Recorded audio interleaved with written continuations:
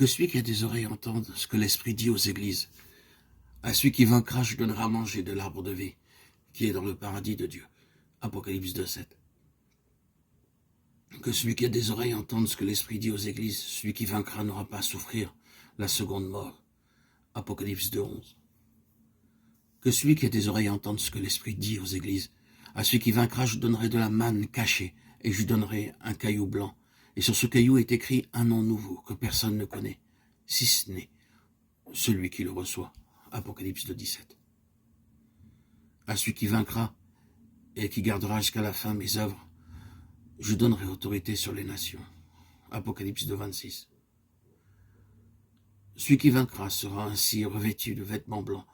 Je n'effacerai point son nom du livre de vie, et je confesserai son nom devant mon Père et devant ses anges. Apocalypse 3:5. Celui qui vaincra, je ferai de lui une colonne dans le temple de mon Dieu, et il n'en sortira plus.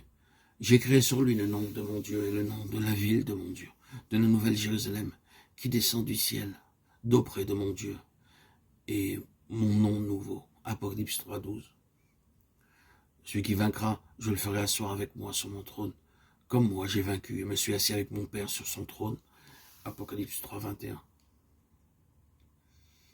L'Église demeure sur la terre pour maintenir et manifester la victoire de la croix de Christ. Sa responsabilité consiste à lier Satan en chaque lieu, tout comme le Seigneur, la tête de l'Église, a lié Satan au calvaire. Le Seigneur a déjà jugé Satan par la croix selon la loi de Dieu.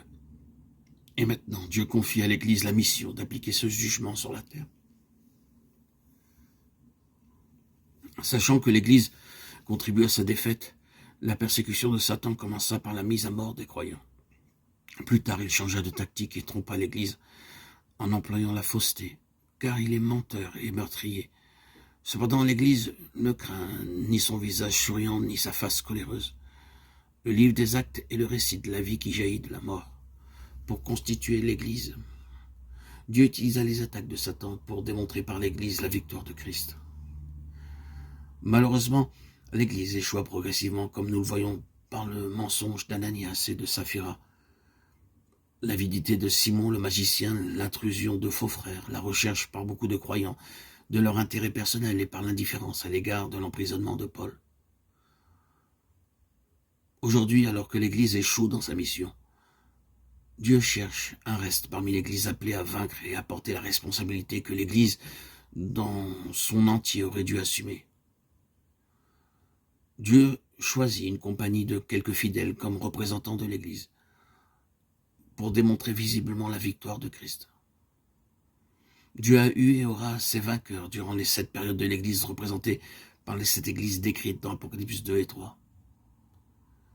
Cette lignée de vainqueurs n'est jamais interrompue.